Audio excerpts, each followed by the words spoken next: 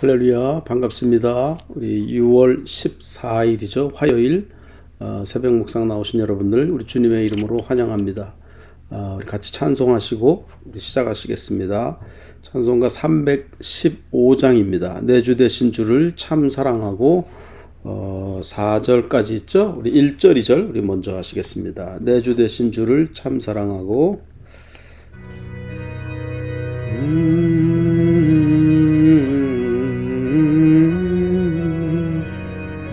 내 주 되신 주를 내 주 되신 주를 참 사랑하고 곧 그에게 죄를 다고 합니다. 그 은혜를 주신 내 예수시니 이전보다 더욱 사랑합니다. 주 날 사랑하사 구하시려고 저 십자가 고난 당하셨도다. 그것이 권세신 내 주 배우니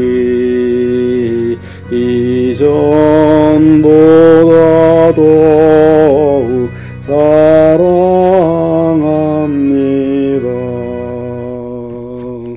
아멘. 기도하겠습니다. 사랑의 하나님 감사합니다. 이 아침에 주님 사랑한다고 고백하며 찬송할 수 있도록 인도하시니 감사합니다. 우리들 사랑의 고백을 주님이 기뻐 받으시고 주님이 아름다운 향내나는 제사로 받으시는 줄 믿습니다. 오직 주님 사랑하고 오직 주님만 위하고 오직 예수 그리스도 주님만 의지하며 살아갈 수 있도록 붙잡아 주시옵소서. 오늘도 우리를 사랑하시고 또 우리가 사랑하시는 우리 예수님 주님의 말씀으로 우리가 기쁨 얻게 하시고 소망을 얻게 하시고 말씀 위에서 힘을 얻는 귀한 새벽 시간으로 인도하여 주시옵소서. 오늘도 뜨겁게 성령으로 충만케 하시기를 원하고 예수 그리스도의 이름으로 기도하옵나이다. 아멘. 우리 하나님의 말씀은 레위기 12장입니다. 우리 기쁨의 언덕으로 새벽 묵상책 6월 14일 화요일 본문입니다.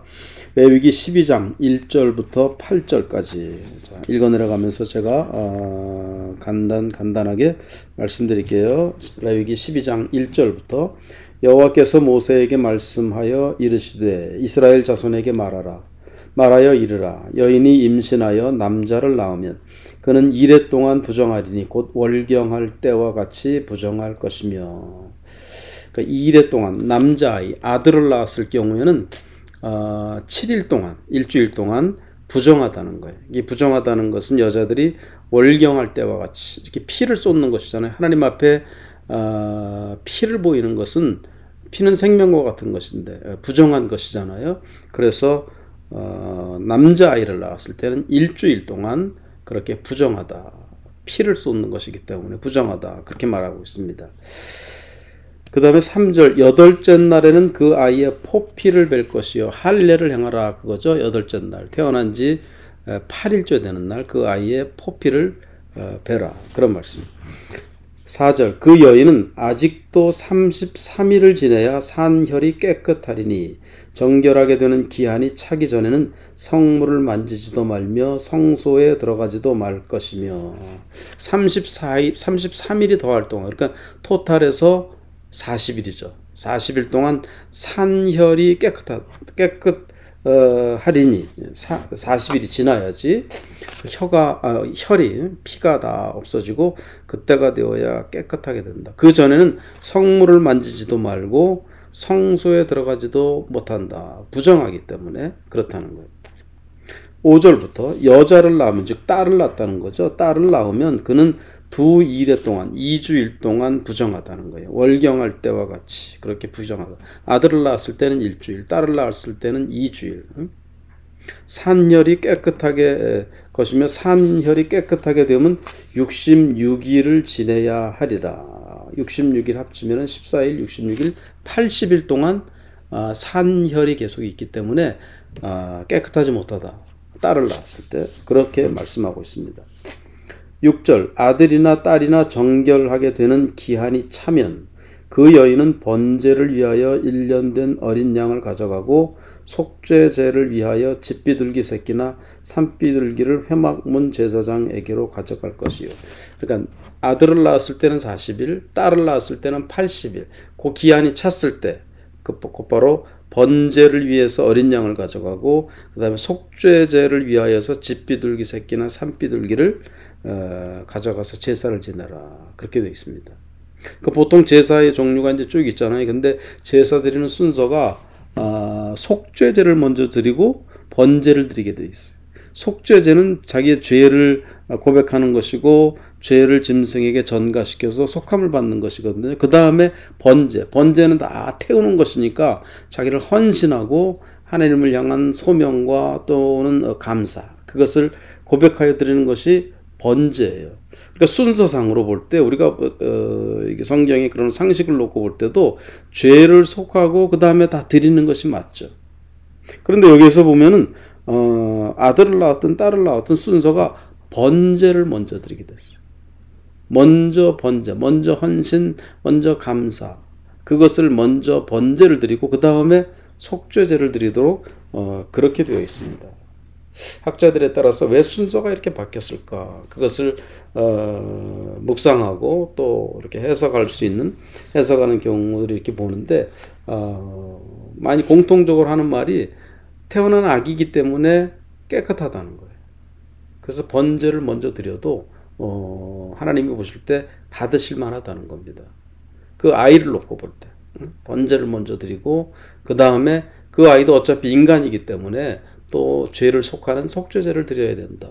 그런 의미에서 번제를 먼저 드리고 속죄제를 드리고 그런 말씀입니다. 사랑하는 여러분, 우리가 하나님 앞에 우리가 신앙생활할 때 우리가 구약의 율법 이 형식대로 그대로 뭐 지금도 다 하자는 얘기는 아니지만은 여러분 우리가 지킬 것은 지키고 하나님 앞에 고백할 것은 고백해야 되는 거예요. 우리가 하나님 앞에 죄가 있는 모습 그대로 헌신하겠습니다. 그거는 하나님이 받을 수가 없습니다. 죄 있는 모습 그대로 할 수가 없어요. 이사야를 부를 때, 이사야 선지자를 부를 때도 하나님이 저를 들어 쓰시려고 할 때 이사야가 고백하신 내 입술이 더럽습니다. 그러니까 하나님이 저의 입술을 찢어주시고 그리고 저의 소명을 받아주시잖아요. 그렇게 하나님이 소명을 받기 전에는 하나님이 사람을 헌신자로 또는 하나님이 당신의 종으로 쓰셔서 감사를 고백하게 하고 소명의 일을 감당하게 할 때는 먼저 전제되어져야 하는 것이 속죄의 일, 회개하는 일, 그것이 먼저 있어야 돼요. 회개하고 깨끗해진 심령 가운데 성령이 임하시고 성령의 불로 뜨거워진 심령들이 그러면 헌신하고 소명을 감당하는 거예요. 오늘 그런 일이, 그런 속죄의 일, 회개하는 일, 또 그렇게 소명받는 일이 여러분에게 있게 되기를 간절히 소망합니다.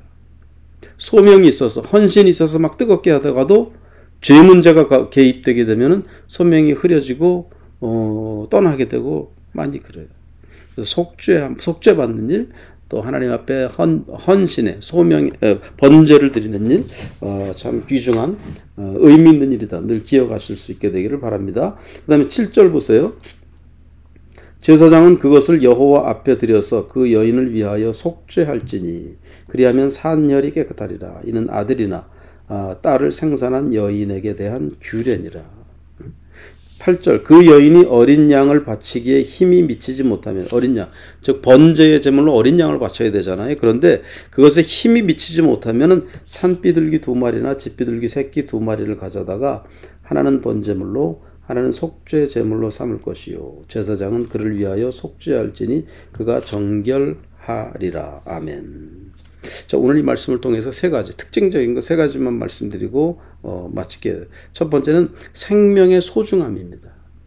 오늘 이 시대 속에 특별히 뭐 지금도 그렇지만은 어린 아이들이 많이 죽습니다. 또 어린 아이를 낳은 산모들이 어린아이를 낳는 중에 또 많이 죽고, 그 당시 의술이 없고 어떤 병원균을 이길 만한 뭐 백신 같은 거 없고 그럴 때였기 때문에 이런 일이 많이 벌어졌어요. 우리가 역시 그것을 하나님이 그냥 어떤 제사를 받고 어떤 정결 예식을 행하고 하기 위해서 며칠을 정하고 막 그랬다고 볼 수 있겠지만은요, 생명을 보호하기 위한 이 속에 들어있는 또 다른 그 미닝으로는 생명을, 어린 아이를 보호하고 산모를 보호하기 위한 그런 소중한 하나님의 세심한 그런 배려다라는 것을 우리가 읽을 수가 있어요. 여러분, 만약에 아기를 낳은 여인이 얼마나 약하고 얼마나 힘든 가운데 있겠어요. 그런데 그 상태에서 막 나가서 또 일을 해야 되고 어떤 제사를 드리러 가야 돼서 막 몇 시간씩 서 있어야 되고 그렇게 한다면 얼마나 힘들겠습니까? 그래서 아예 레위기에서 못 박아 놓은 거예요.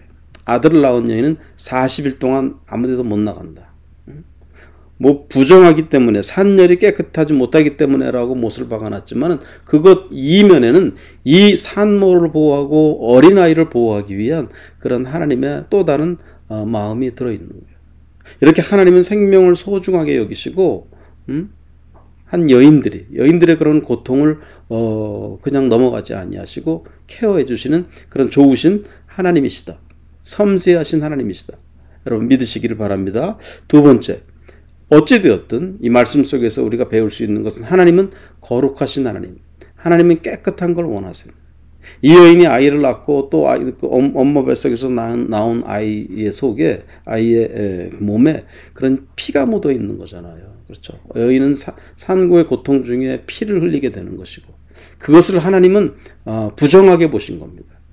어떤 이유에서든 하나님은 거룩하고 깨끗하고 정결한 것을 원하시는 우리 하나님이신 줄 여러분 믿으시기 바랍니다. 우리 인간의 생각으로 사람끼리 그냥 회의해서 결정하고 해서 뭐 이렇게 거룩한 것, 거룩하지 못한 것 함부로 그렇게 할 수가 있는 것이 아니에요. 하나님이 정해놓으신 바대로 하나님의 약속의 말씀 위에서 또는 교회 공동체의 어떤 결의된 어떤 그런 약속, 그런 것에 의해서 우리가 최선을 다해서 깨끗하고 정결한 우리들의 몸과 마음, 우리 공동체의 몸과 마음이 되어야 될 줄 믿습니다. 오늘 우리가 조금만 관심을 기울이지 않으면 금방 세속의 물에 이렇게 더러워지고 부정해질 수 있는 그런 시대 속에 우리가 살고 있어요. 세상에 이런 이론들, 뭐 어떤 세속의 어떤 그런 주장들, 뭐 유행들, 그런 거 우리가 깨어 있어서 조심하지 않으면 쉽게 부정해질 수 있는 그런 때입니다. 하나님이 원하시는 것은 깨끗한 것, 거룩한 것, 특별히 아기를 낳는 과정에서 더러워질 수 있는 그런 것, 그런 것에 대해서 하나님은 예민해 하시고 거룩하기를 원하시는, 정결하기를 원하시는 그런 우리 하나님이시다라는 사실을 기억하시고 오늘 하루의 삶에서도 여러분 말하는 것이나 또는 어디 가는 곳이나 생각하는 것에서나 모든 것에서 깨끗하게 되기를, 정결함을 하나님 앞에 보여드릴 수 있는 여러분 될 수 있기를 축원드립니다. 마지막 세 번째는 거기 8절에 보시면은 번제를 바칠 때 어린 양을 바치라고 그랬잖아요. 그런데 어린 양을 바칠 수 없는, 쉽게 말하면 가난한 사람들이에요. 어린 양을 바칠 힘이 안 되는 사람들은 산비둘기 2마리, 집비둘기 새끼 2마리, 그것으로 대신하라는 거예요. 이렇게 형편이 어려운 사람은 그렇다고 아무것도 안 하라는 건 아니에요. 교회 나올 때 빈손으로 나오면 안 됩니다. 다만 일부리라도 하나님 앞에 내가 할 수 있는 최선을 다해서 하는 것, 그것이 중요한 거예요. 여기서도 그렇게 가난하다, 양을 바치기 힘들다라고 했을 때 집비둘기 2마리, 산비둘기 2마리, 아기를 뭐 매달 낳는 거 아니잖아요. 그렇죠?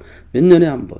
그 몇 년에 한 번 어린 양 바치는 것인데 그것조차 하기 힘든 사람들, 얼마나 가난한 사람들이겠어요. 그런 사람들에게 대해서 하나님이 집비둘기 2마리, 산비둘기 2마리. 그 당시에 집비둘기 한 마리라고 한다면은 오늘날로 치면은 컵라면 하나 정도 되는 가격이라고 합니다. 돈으로 치면 컵라면 하나 정도 되는. 그러니까 그런 거 2마리 그 형편에 맞게 그렇게 하도록 배려하시는 그런 하나님의 모습을 우리가 볼 수가 있어요. 여러분 누가복음 2장 24절에 보시면 예수님을 낳으신 마리아가 하나님 앞에 번제의 제물로 드린 것이 무엇인지 아세요? 거기 한번 찾아보세요. 거기 보면은 예수님을 낳은 마리아, 요셉이 예수님에 대한 그 헌신의 물질을, 번제의 물을 바칠 때 이걸 바쳤습니다. 산비둘기 2마리, 집비둘기 2마리. 그거 바쳤어요. 그러니까 예수님의 가정이 얼마나 가난한 가정이었나 금방 알 수 있죠. 우리 인간을 위해서 가난하게 오신 우리 예수님. 그래서 가난한 사람들을 케어해주시고 심령이 가난한 사람들 주님이 돌봐주시고 그런 사람들을 위해서 대신 십자가에 못 박혀주시고 그런 사람들을 위해서 대신 죽어주심으로 우리를 풍요롭게 하시고 영적으로 또 물질적으로 풍요롭게 해주시고 잘되게 해주시는 그런 우리 주님이세요. 가난을 선택해서 오신 그런 예수님이라는 사실을 오늘 본문 말씀을 통해서 다시 새롭게 깨닫게 될 수 있기를 축원드립니다. 기도하겠습니다. 전능하신 하나님, 귀한 말씀 통해서 깨달음 얻게 하시니 감사합니다. 우리의 삶을, 생명을 소중하게 여기시고 어린아이가 또 산모가 건강함을 지킬 수 있도록 놀라운 배려를 행하여 주시고 또 어찌되었든 거룩하기를 원하시고 정결함을 원하시는 그런 하나님이신라는 사실을 우리가 깨닫게 됩니다. 또한 이렇게 가난한 사람들에게는 그에 맞게 또 번제물을 바칠 수 있도록 또 우리 주님이 오신 가정이 그렇게 가난한 가정에 오셨다는 사실을 우리가 다시 깨닫고 그렇게 가난한 이들 케어하시고 물질적으로 또 마음이 가난하고 이런 사람들을 위해서 대신 십자가에 달려 죽으시고 영생의 풍요로운 삶을 또 우리들에게 선물로 주신 우리 주님을 기억하고 감사하고 찬송하는 우리들 되게 하여 주시옵소서. 감사드리며 예수 그리스도의 이름으로 기도하옵나이다. 아멘. 우리 앞에서 불렀던 찬송 내 주 되신 주를 참 사랑하고 우리 3절 4절 우리 하시고 주기도문으로 예배 마치겠습니다. 내 평생에 힘쓸 그 큰 의무는 내 평생에 힘쓸 그 큰 의무는 주 예수의 덕을 늘 기림이라. 숨질 때까지 내 할 말씀은 이전보다도 더욱 사랑합니다. 그 영광의 나라 나 들어가서 그 풍성한 은혜 늘 감사하리. 금멸류관 쓰고 나 찬송할 말 이전보다도 사랑합니다. 아멘. 감사합니다. 주기도문 하시겠습니다. 하늘에 계신 우리 아버지여, 이름이 거룩히 여김을 받으시오며 나라의 마옵시며 뜻이 하늘에서 이루어진 것 같이 땅에서도 이루어지이다. 오늘날 우리에게 일용할 양식을 주시옵고 우리가 우리에게 죄 지은 자를 사하여 준 것 같이 우리 죄를 사하여 주시옵고 우리를 시험에 들게 하지 마시옵고 다만 악에서 구하옵소서. 대개 나라와 권세와 영광이 아버지께 영원히 싸움나이다. 아멘. 고맙습니다. 오늘도 평안하시고 강건하시고 우리 내일 새벽 5시 반에 또 뵙겠습니다. 샬롬. 샬롬. 고맙습니다.